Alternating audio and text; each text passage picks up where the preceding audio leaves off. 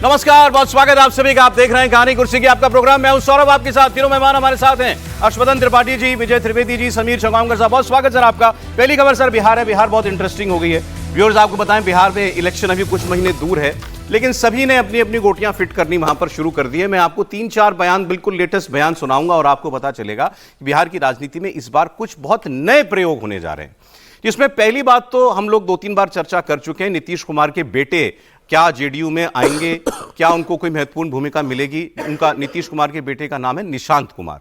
अब निशांत कुमार साहब 2 बार मीडिया के सामने आकर ये कह चुके हैं, पिताजी को जिताइए, कार्यकर्ता बाहर निकले, जनता ने पिछली बार कम वोट दिया, इस बार ज्यादा सीटें जिताएं, नॉर्मल है। उस पर पहले भी एक बार बोला था तेजस्वी यादव ने और कहा था कि हमारे भाई हैं और घर बसाएं। कहां पॉलिटिक्स के चक्कर में पड़े हैं। अब जेडीयू के एक विधायक के बयान से मामला और बढ़ गया। जेडीयू के एक विधायक हैं गोपाल मंडल, और इन्होंने ये स्टेटमेंट दिया कि निशांत को जरूर पॉलिटिक्स में आना चाहिए, उनको जेडीयू ज्वाइन करनी चाहिए, और अगर वो ऐसा नहीं करते हैं तो पार्टी बिखर जाएगी। बहुत जरूरी है कि इस वक्त पर नीतीश कुमार के परिवार का कोई सदस्य पार्टी को आए और पार्टी को साथ एकजुट रखने में मदद करे। ये उनका बयान आया और नीतीश कुमार के पास, माफ कीजिएगा, तेजस्वी यादव के पास कैमरा पहुंचा और तेजस्वी यादव ने कहा, हम भी यही कह रहे हैं कि आए, अपनी पार्टी संभालें, नहीं तो बीजेपी सब खा जाएगी। समझ नहीं रहे वो बात को। उनके पिताजी की बनाई पार्टी पर नजर है, बीजेपी की उस वोट पर नजर है, और अगर चाहते हैं निशांत की उनके पिता की बनाई हुई पार्टी सलामत रहे तो उनको पार्टी में आना ही चाहिए। तो अब यहां से निशांत कुमार के पाले में फिर एक बार गेंद जाएगी। अब वो क्या कहते हैं। अब इससे एक बात और कंफर्म हो रही है, जो चर्चाओं में आपने यहां पर सुनी, कि जेडीयू में एक बड़ा धड़ा है जो चाहता है कि नीतीश कुमार के बाद अब पार्टी को एकजुट रखने वाली किसी ऐसे एक शख्स की जरूरत है जिसके ऊपर कोई सवाल ना उठा सके। और ये हमारे यहां की, आप विडंबना कहिए, जो भी कहिए, दुर्भाग्यपूर्ण है, लेकिन ऐसा पार्टियों में जो बड़े नेता होते हैं उनके परिवार के किसी सदस्य के नाम पर ही हामी भर दी है। तो क्या सारी लड़ाई जो जिंदगी भर परिवारवाद के खिलाफ लड़ते रहे नीतीश कुमार, अंत में अपनी पार्टी को बचाने के लिए उनको भी उसी राह चलना पड़ेगा। अब इस तरफ बहुत सारे इशारे मिल रहे हैं। दूसरा, प्रशांत किशोर की बात भी आज हम करेंगे। प्रशांत किशोर ने 2 बड़ी इंपॉर्टेंट बातें कही।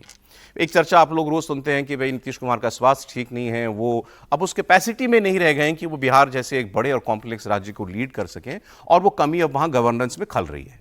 ये बात पीके बहुत अरसे से कह रहे हैं। पीके नीतीश कुमार के बड़े खासम खास होते थे, उनकी पार्टी में उनको लेकर के आए थे नीतीश कुमार। इनफैक्ट उनके घर से ऑपरेट करते थे प्रशांत किशोर, एक वक्त में वाइस प्रेसिडेंट बनाया था।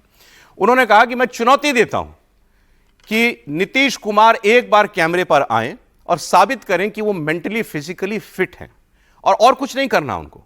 बिना कागज के केवल अपने मंत्रिमंडल में जितने लोग हैं सबके नाम और विभाग बोल करके बता दें, और अगर वो ऐसा कर देंगे तो वो जो कहेंगे वो सही, मैं राजनीति छोड़ दूंगा। ये दावा किया प्रशांत किशोर ने। फिर एक बात उन्होंने और कही जनता से बात करते हुए, कि देखिए चाचा एक किस्म की मजबूरी बन गए हैं यहां के बाकी सभी दलों के लिए, तो इस बार आप चाचा यानी नीतीश कुमार को उस परिस्थिति में ला दीजिए कि इनको 1 सीट भी नहीं मिले, क्योंकि अगर ये 10 सीट भी पा गए तो फिर यकीन मानिए कि किसी, या तो ये कमल पर बैठ जाएंगे, नहीं तो फिर ये जो है आरजेडी के साथ चले जाएंगे। अब इस बार इनको ऐसी परिस्थिति में लाना है कि किसी भी सूरत में नीतीश कुमार किसी के साथ मिलकर फिर से एक बार बिहार की गद्दी पर ना बैठ जाएं, वो दोबारा मुख्यमंत्री नहीं बनने चाहिए, ऐसी हालत कर दीजिए उनकी। प्रशांत किशोर की बात बाद में सुनाऊंगा, पहले ये जो निशांत कुमार वाली बातें हो रही हैं, गोपाल मंडल और तेजस्वी यादव, इनके बयान सुनाइए।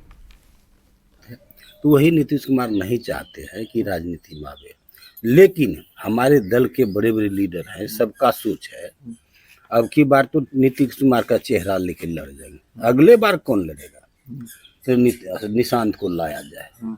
सब विचार कर रहे हैं, नीतीश कुमार नहीं चाह रहे हैं, लेकिन और सब विचार कर रहे हैं निशांत को लाया जाए।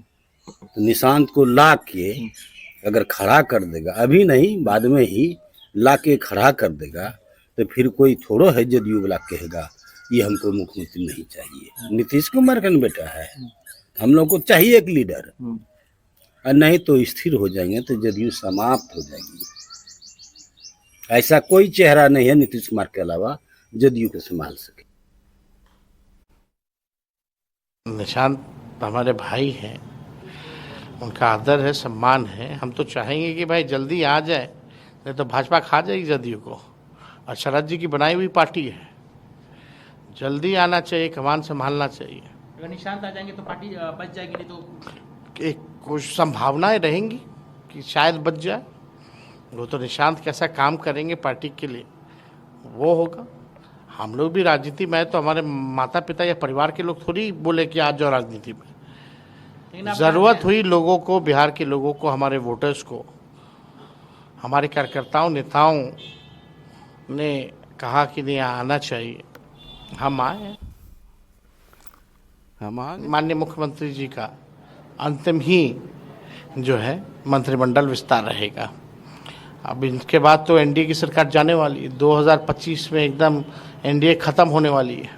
बिहार की जनता ऊब चुकी है। 20 सालों से डबल इंजन की सरकार है और माननीय मुख्यमंत्री जी अब लायक योग्य नहीं रह गए हैं अब मुख्यमंत्री के पद पर, बिहार चलाने लायक। हम लोग देख सकते हैं थके हुए हैं, कोई विजन नहीं है, चंद अधिकारियों के साथ उठना बैठना है, कोई जनता से संपर्क नहीं है, जनसंवाद नहीं है और लगातार जो है जिस हिसाब से उनकी क्रेडिबिलिटी है गिरती जा रही है, छवि खराब होती जा रही है। अब बिहार की जनता जो है खटारा गाड़ी नहीं चलाना चाहती है। अब बिहार की जनता नया गाड़ी जो है पे सवार होना चाहती है।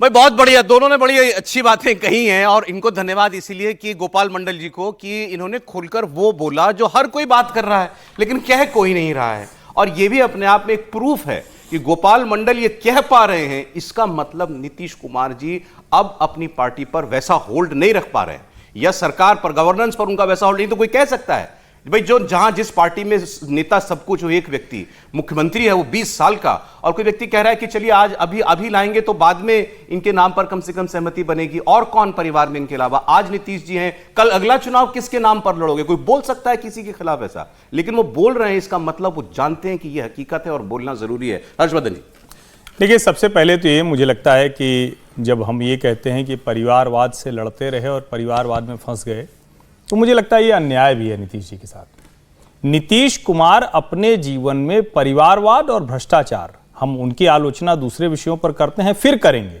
लेकिन इन दोनों विषयों पर मुझे लगता है नीतीश कुमार जैसे नेता कम हैं।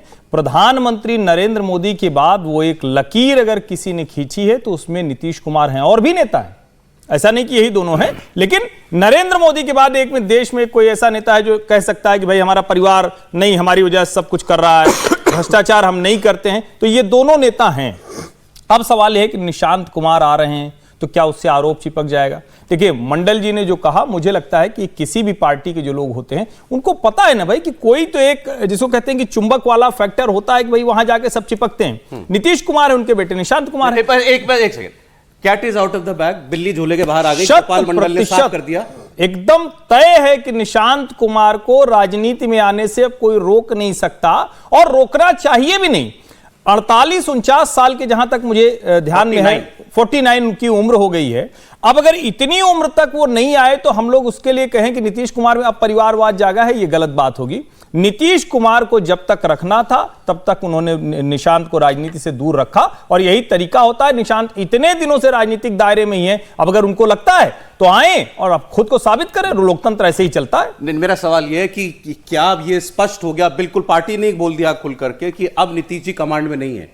नहीं, मैं ये नहीं कहूंगा नीतीश जी कमांड में नहीं है। कोई यूं कहिए कि एक समय के बाद उम्र के साथ शिथिल तो चीजें पड़ती हैं ना, शिथिल तो पड़ती हैं ना, तो अब वो उस तरह से उस दबाव के साथ थोड़ी ना कहेंगे। और उनको भी तो दिख रहा है कि अब हम खुद ही नहीं, अब जैसे तेजस्वी की एक बात से मैं सहमत हूं, विजन वाली बात से मैं सहमत नहीं हूं।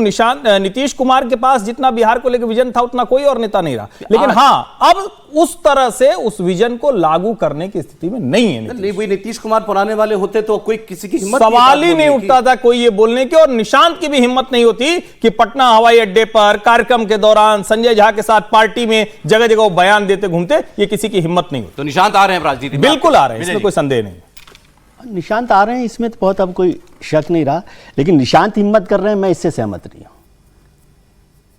और नीतीश कुमार को यदि आप वो देना चाहते हैं कुछ बोनस पॉइंट तो दे दीजिए, बाकी है तो परिवारवादी। फिर अभिषेक बनर्जी और ममता बनर्जी में क्या फर्क है?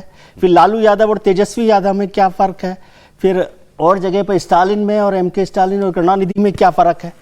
बेटा ही है ना। जनता दल तो सर इस पर बहस बात है। पहले खबर, आप सहमत हैं निशांत आ रहे हैं? बिल्कुल। लेकिन निशांत अपनी मर्जी से नहीं आ रहे हैं, अब ये पार्टी के ही कुछ लोग चाह रहे हैं, और शायद नीतीश जी की भी इसमें बहुत रोल नहीं है, पार्टी के और लोग नहीं, चाह मैं रहे हैं इससे कि सहमत नहीं हूं। नीतीश जी चाह रहे हैं। बिना नीतीश जी के चाहे नहीं हो सकता। ये आप उनको बोनस पॉइंट देना चाहते तो दें, मैं आप पूछ उनकी रहा हूं इमेज लार्जर देन लाइफ बनाना No, no, no, चाहते I'm तो just asking. नहीं, I'm just asking. I am not supporting this idea. Okay. बिना नीतीश कुमार जी की इजाजत के, मंजूरी के, इच्छा की वो नहीं आ रहे, और नीतीश जी को लग रहा है कि अब उनके हाथ से पार्टी फिसल जाएगी तो निशान, वो उनकी घर की दुकान है ना, फिर वही बात आ जाएगी। तो वो निशान जी क्यों नहीं लल्लन सिंह को सौंप देते, क्यों नहीं केसी त्यागी को सौंप देते, क्यों नहीं राजीव रंजन वहां पर है, और लोग हैं, बहुत सारे लोग हैं। मैं तो ऐसे नाम जो मुझे याद आ रहे हैं, नीरज कुमार हैं, बहुत सारे लोग हैं। ये तो समाजवादी उससे आए हैं ना, विचारधारा से।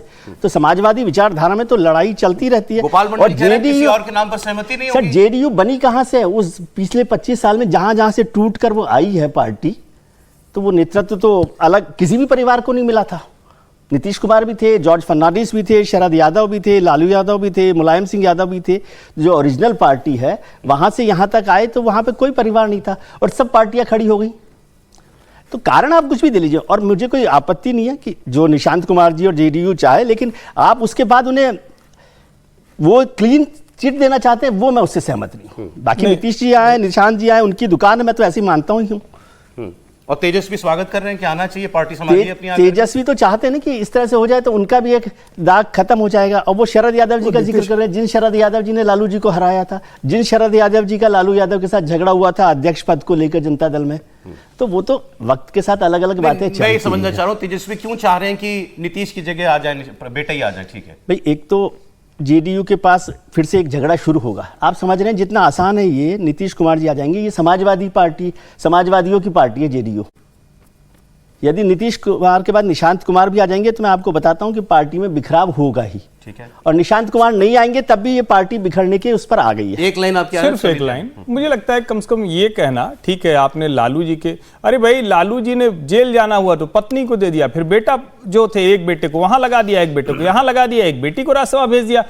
मुलायम सिंह यादव जो कोई गुंजाइश नहीं, नीतीश कुमार को आप उस खांचे में नहीं खड़ा कर सकते। मैं फिर कह रहा हूं, दूसरे बहुत से आलोचना के पक्ष नीतीश कुमार के हो सकते हैं, और यह भी आप कह सकते हैं कि आज जहां खड़े हो सकता है वो लग रहा है, लेकिन क्या नीतीश कुमार ने आरसीपी सिंह को पार्टी नहीं दी? क्या नीतीश कुमार ने प्रशांत किशोर पर भरोसा नहीं जताया? क्या नीतीश कुमार ने ललन सिंह पर भरोसा नहीं जताया? क्या नीतीश कुमार संजय झा पर भरोसा नहीं जताया? लेकिन एक समय के बाद अगर पार्टी में लग रहा है लोगों को, आरसीपी सिंह कहां है आज? जेडीयू में कोई लीडर नहीं है, अपनी चीजें है ना, क्यों हुआ? ये समझिए इसको। ललन सिंह को क्यों हटाया आपने अचानक? आपको कोई चीज मिले और आप उसको अच्छे से कर लिया तो ये तो क्षमता है ना भाई। मैं ये कह रहा हूं कि नीतीश कुमार के और पक्ष पे आप खूब उनकी आलोचना करिए, गाली दीजिए, लेकिन नीतीश कुमार परिवारवाद करते हैं, मैं इसको कतई स्वीकार नहीं करता। मंजूरी के बिना हो रहा है ये? नहीं, मंजूरी अब जिस अवस्था में, मैं तो बहुत पहले इसी शो पर कह चुका हूं, लगातार आप फिर से कहलवाना चाह रहे हैं। नीतीश कुमार इस मना स्थिति में नहीं है कि वो कुछ तय कर सके। भाई कितनी बार हम लोग ये बात करते हैं, मैं इसी बात से सहमत नहीं हूं। बाकी सब जो है वो ठीक है, बिना नीतीश कुमार जी की इच्छा के नहीं हो सकता। पहली बात, जेडीयू के लोग चाहते हैं कि निशांत पार्टी में आए, और अब उसको कोई रोक नहीं सकता। देखिए, नीतीश कुमार की इतनी राजनीतिक लाचारी, ईश्वर किसी को राजनीतिक उम्र के इस 73 साल के नीतीश कुमार हो गए, इतनी लाचारी किसी के राजनीतिक जीवन में नहीं आया, और खासतौर से नीतीश कुमार जैसे व्यक्तित्व नहीं आना चाहिए। देखिए, अब बेटा 50 साल का हो गया है, और बेटे ने 50 साल में क्या अर्जित किया है? तो कुछ नहीं। अब अगर आप निशांत कुमार क्या करते हैं आप पूछेंगे तो उनके उपलब्धि क्या है अभी तक के जीवन की? सिविल इंजीनियर है लेकिन बेरोजगार है। तो पिता को लग रहा है कि बेटा बेरोजगार है, अपने जीवन में कुछ कर नहीं पाया, तो चलो मेरे रहते रहते कम से कम सांसद बन जाए, विधायक बन जाए। तो मुझे लगता है कि जब बेटा किसी क्षेत्र में सफल नहीं हो पाया तो अब नीतीश कुमार उसे राजनीति में लेकर आ रहा है, और निशांत कुमार को भी लग रहा है कि मुझे अब राजनीति में आना चाहिए। सर आप ऐसे कौन से पिता को जानते हैं जो बेटे के सेट होने के लिए उसके 50 साल के होने का इंतजार? अरे मैं कह रहा हूं, अगर सांसद नहीं आया होगा ना, बेटा नहीं आना चाह रहा होगा, मानते हैं कि वो बेटा नहीं आना चाह रहा होगा ना सर। अगर नीतीश कुमार में पुत्र मोह जागा तो 50 साल में क्यों जागा? मैं ये पूछा हूं, निशांत कुमार की क्या योग्यता है जेडीयू का लीडर बनने की? बेटे में अब जागा होगा ना सर। अब बेटे में अब जागा होगा। बेटे की क्या योग्यता होती है सर? बेटे में अब जागा होगा ना, राहुल गांधी जी, सर बेटे में अब जागा होगा ना, वो ये भी तो हो सकता है। बेटे में अब जागा होगा, मुझे राजनीति में आना है। आप जो कह रहे हैं और मुझे लगता है कि एक अंतर है। मेरी लाइन तो कंप्लीट हो जाए सर, दो लाइन कंप्लीट कर लें दो। ये वही नीतीश कुमार है, जब जॉर्ज फर्नांडिस कहते हैं कि जॉर्ज जेटली को राज्यसभा भेजना है तो नीतीश कुमार कहता है परिवार नहीं चलेगा। ये वही नीतीश कुमार है, जब शरद यादव जनता दल के अध्यक्ष तो कहते हैं कि बेटी को मेरे एमएलसी बनाना है, विधायक बनाना है। नीतीश कुमार कहता है पार्टी में परिवारवाद नहीं चलेगा, मैं अपने बेटे को नहीं लाया हूं, कोई बड़ा नेता अपने परिवार को नहीं लाएगा। और वही नीतीश कुमार आज अपने बेटे को राजनीति में लेकर आ रहे हैं। जिस जॉर्ज फर्नांडिस और शरद यादव को नीतीश कुमार ने राजनीति में नहीं आने दिया, आज अपने बेटे को लेकर आ रहे हैं। पता नीतीश कुमार ला रहे हैं कि नहीं ला रहे हैं, यही तो सवाल है। तो बेटा कह रहा होगा मुझे राजनीति में आना है, तो आप बेटे के सामने 50 साल में क्यों बोला? तो बेटे के सामने आप हथियार डाल रहे हो, पार्टी के नेताओं के सामने आप हथियार डाल रहे हो। तो उसमें कोई आपत्ति नहीं है, बोनस पॉइंट दे सकते हैं, लेकिन इसको परिवारवाद नहीं कहेंगे, ये इस पर आपत्ति है। देखिए, उनके पुत्र हैं तो परिवारवाद तो कहना ही पड़ेगा। और सही बात है भाई, निशांत की भी वही योग्यता है जो राहुल गांधी की थी, निशांत की भी वही योग्यता है जो तेजस्वी की थी, निशांत की भी वही योग्यता है जो अखिलेश यादव की थी, निशांत की भी वही योग्यता है जो स्टालिन की थी, निशांत की भी वही योग्यता है जो अजीत पवार सुप्रिया सुले की थी, निशांत की भी वही योग्यता है जो केसीआर के पुत्री और बेटे की थी। सवाल क्या है, नीतीश कुमार ने इन सब की तरह अपने बेटे को विधायक, सांसद, मंत्री, उप मुख्यमंत्री, कैबिनेट मंत्री नहीं बनवाया। ये छोटी बात नहीं है। और मैं फिर कह रहा हूं, 50 साल की उम्र में अगर उनका बेटा पहुंच गया है और अब भी ये स्थिति है कि छिप छिप के बयान देना पड़ रहा है, किसी गोपाल मंडल को बोलना पड़ रहा है, तो आप जरा सोचिए, नीतीश कुमार पार्टी में बेटे को इस तरह से पुश कर रहे हैं। हाँ, ये मान सकता हूं, उम्र के पड़ाव पर शिथिल हो गए हैं और वो शायद हो सकता है कि दबाव बन रहा हो। अच्छा, अब जरा प्रशांत किशोर की बात कर लें। यही बात, जुड़ी हुई बातें हैं। प्रशांत किशोर कह रहे हैं कि भाई मेंटली फिट नहीं है नीतीश कुमार इस वक्त, मेंटली फिजिकली बोथ, और प्रमाण दे दें आकर कैमरे पर, अपने मंत्रियों के नाम मुझे बता दें, मैं मान जाऊंगा कि वो ठीक है और मैं छोड़ दूंगा जो काम मैं कर रहा हूं। और ये भी कह रहे हैं साथ साथ कि 10 सीट भी नहीं देना इस बार चाचा को, नहीं तो फिर लपक के किसी के साथ मिलकर के सरकार बना लेंगे। तो इस बार संकल्प लीजिए, चचा को हम लोग ऐसा साफ करेंगे, ऐसा पोछा लगाएंगे कि किसी से न ललटेन पर लटक पाएंगे, न कमल पर के फूल पर बैठ पाएंगे। तैयारी होना चाहिए कि नहीं होना चाहिए?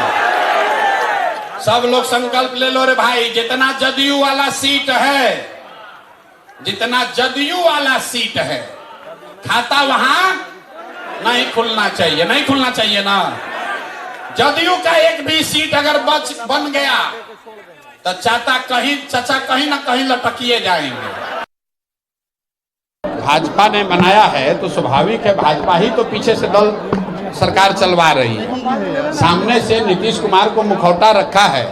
मैंने तो पहले कहा कि नीतीश कुमार शारीरिक रूप से फिजिकली टायर्ड और मेंटली रिटायर्ड हो गए हैं, कि नीतीश कुमार मानसिक तौर पर और शारीरिक तौर पर मुख्यमंत्री बने रहने के लिए स्वस्थ नहीं है। अगर स्वस्थ हैं तो और कुछ नहीं, कैमरे पर आकर बिना कागज देखे अपने मंत्री परिषद के साथियों का नाम और उनका विभाग बता दें। मैं अभी से पूरा अभियान वापस लेकर नीतीश कुमार के समर्थन में उनके लड़के की तरह हम भी खड़े हो जाएंगे।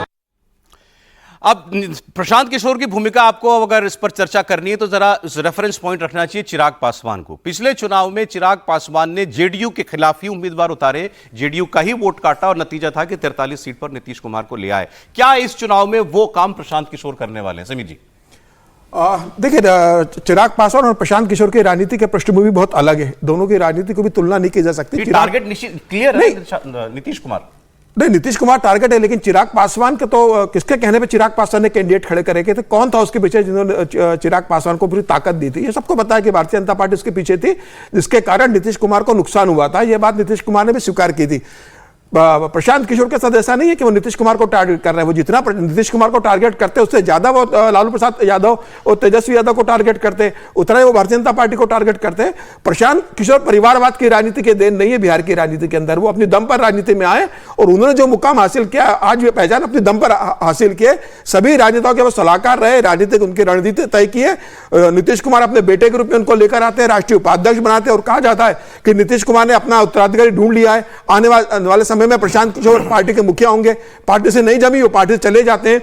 तो मुझे लग रहा है कि प्रशांत किशोर इस बात को जानते हैं कि नीतीश कुमार शारीरिक रूप से जिस स्थिति में पहुंच गए, अब एक बेहतरीन मौका है कि उनका जो वोट बैंक है उसको अपने पाले में लाया जा सके। नीतीश कुमार को इतना इररिलेवेंट बना दो कि कोई चाह के भी इनका साथ ना ले पाए। देखिए, एक तो ये कि इसका मतलब ये हुआ कि नीतीश कुमार और लोगों को डरा रहे हैं तो ठीक है, प्रशांत किशोर को बड़ा डरा रहे हैं, क्योंकि ये तो उनके साथ उनके कैंपेन मैनेजर थे। उन्होंने राज्य मंत्री का, कैबिनेट का दर्जा दिया था इनको बाकायदा घर बंगला सब दिया हुआ था, पैसा भी खूब दिया था चुनाव के लिए। तो ये जानते हैं कि नीतीश कुमार की ताकत क्या है। वो कह रहे हैं कि अगर 10 सीट भी आई तो वो मुख्यमंत्री बन सकते हैं, सरकार बना सकते हैं। अब ये तो कोई छिपी हुई बात नहीं है ना कि नीतीश कुमार की वहां की राजनीति में क्या स्थिति है। प्रशांत किशोर को यह लगता है कि अगर एक बार कहीं पाला, जो कहते हैं ना कि पूरी वाली सरकार की तरफ चला गया, ये ऑटो वाला नहीं हो गया, सिस्टम पूरी वाली सरकार की तरफ चला गया, तो फिर इनके जैसे नेताओं की प्रासंगिकता आगे समाप्त हो जाएगी। ये चाहते हैं कि कुछ कोने और बने रहें, उसकी ये कोशिश है, इससे ज्यादा मैं कुछ नहीं देखता हूं।